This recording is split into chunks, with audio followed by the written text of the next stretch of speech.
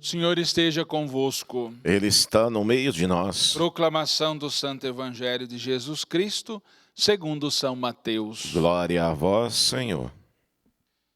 Naquele tempo, Jesus contou-lhes outra parábola. O reino dos céus é como uma semente de mostarda que um homem pega e semeia no seu campo. Embora seja a menor de todas as sementes, quando cresce, fica maior que todas as outras plantas. E torna-se uma árvore, de modo que os pássaros vêm e fazem ninhos em seus ramos. E contou-lhes Jesus uma outra parábola. O reino dos céus é como o fermento que uma mulher pega e mistura com 3 porções de farinha, até que tudo fique fermentado. Tudo isso Jesus falava em parábolas às multidões. Nada lhes falava sem usar parábolas, para se cumprir o que foi dito pelo profeta. Abrirei a boca para falar em parábolas. Vou proclamar as coisas escondidas desde a criação do mundo.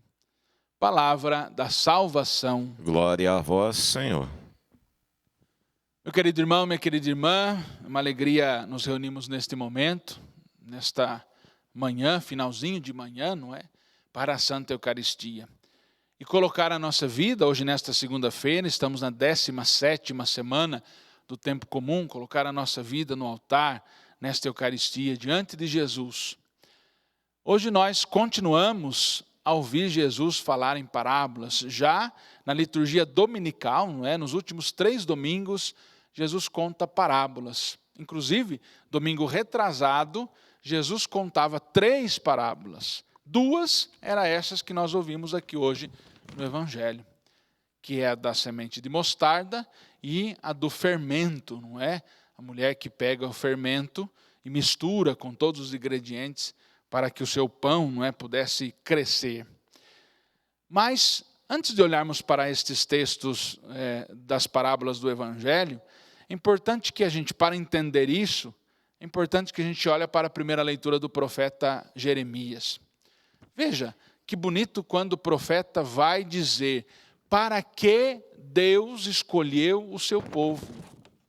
Se a gente virar a leitura e começar pelo final, diz assim: eu escolhi a casa de Judá para que se unisse a mim, para ser o meu povo, para honrar o meu nome, para o louvor e para a glória. Mas eles não ouviram.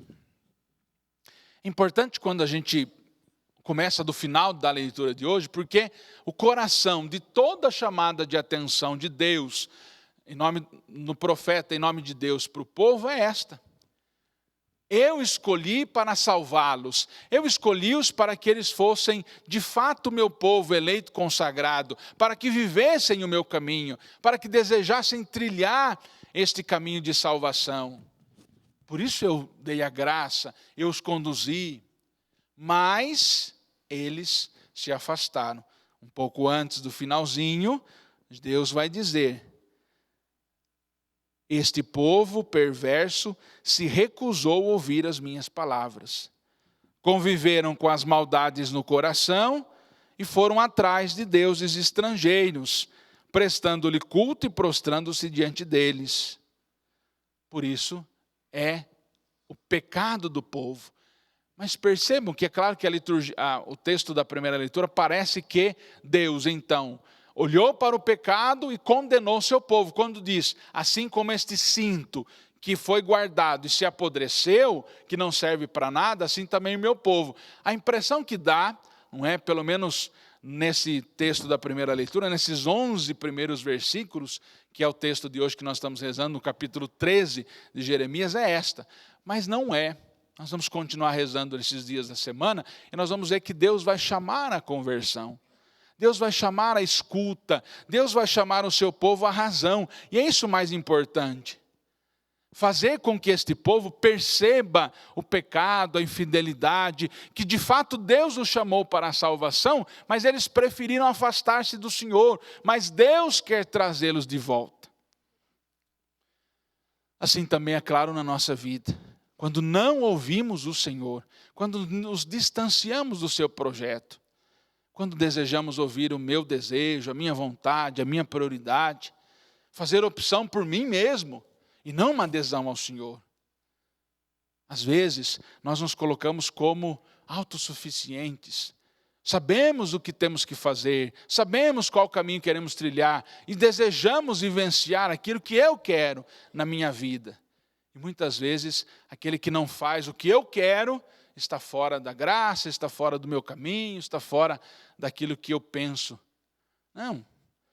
Deus vai nos chamando cada vez mais, claro, para viver a nossa vida, para conquistar as coisas na nossa vida, para viver com a nossa família, para trilhar o nosso caminho neste mundo, enquanto aqui peregrinamos, mas vivê-lo todo em comunhão com o Senhor, para honrá-lo, para fazer o nosso caminho de salvação, como o próprio Deus diz ao povo na primeira leitura do profeta Jeremias.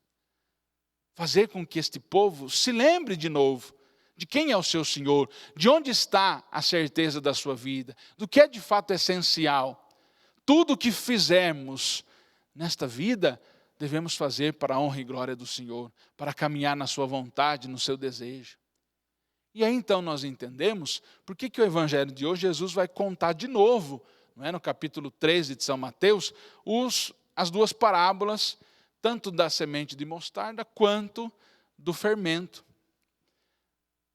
A semente de mostarda é minúscula, mas se torna uma grande árvore, não é? Não por causa da sua pequenez, que ela não serve para nada, mas porque ela tem uma eficácia muito grande. Precisa ser lançada. Alguns domingos nós ouvimos o evangelho da parábola das sementes, não é? A semente precisa ser lançada, seja qual ela for e seja para qual terreno for, mas sempre lançada. Pode parecer pequena, mas quando desabrocha e cresce, se torna uma grande árvore. Pode parecer insignificante, pode parecer às vezes que a nossa missão, que a nossa função, ou que a palavra que nós anunciamos, que Jesus que nós pregamos, pode parecer que não tem eficácia nenhuma no mundo tão desigual, tão injusto, tão pecador, tão maldoso. Pode parecer que tudo aquilo que nós fazemos na fé, no anúncio deste Jesus, não tem eficácia nenhuma, mas ele vai brotando e se tornando maior cada vez mais no coração das pessoas. Assim também no texto do fermento, na parábola do fermento. O trigo, o ovo, o óleo, o leite, na receita, por si só não tem função nenhuma. Cada um por si só não tem eficácia. Mas quando são misturados e quando é acrescentado o fermento, seja o pão, seja o bolo, seja qual a receita for que seja feita, ele cresce. E fato, assim o reino. O meu dom, com o seu dom, com a sua capacidade, com a minha capacidade, cada um com o seu dom, com o seu talento, com o seu carisma, quando juntado, com este fermento do reino, com esta graça de Deus, com esta ação do Espírito, chega ao coração e à vida de tanta gente. E pode parecer nada, pode parecer pequeno o meu ministério, a minha vida, o meu sim. Pode parecer pequeno a sua missão, pode parecer pequeno aquilo que você realiza, a palavra do Senhor que você anunciou, o convite que você fez para alguém, para rezar por ele, para anunciar Jesus na vida dele. Mas quando misturado com esta graça de Deus, e o fermento é a ação do Espírito que vai dando liga a tudo isso, ele vai crescendo e vai dando seus frutos. Peçamos esta graça hoje, queridos irmãos e irmãs na fé, a todos nós. Que não desanimemos. Primeiro que ouvimos o Senhor, primeiro que permitamos que o Senhor fale ao nosso coração, à nossa vida, e nos ajude a não se afastar dele, mas nos aproximar cada vez mais dele. A ouvi-lo e a fazer o seu caminho. E fazendo o seu caminho, lançar, semear, permitir que o seu reino aconteça na vida das pessoas. Permitir que este fruto aconteça. E assim como o Senhor transforma a minha, a nossa vida, Jesus possa por nós, como instrumentos dele, transformar a vida de tantos também, dos nossos irmãos e irmãs. Louvado seja nosso Senhor Jesus Cristo. para sempre seja louvado. E vamos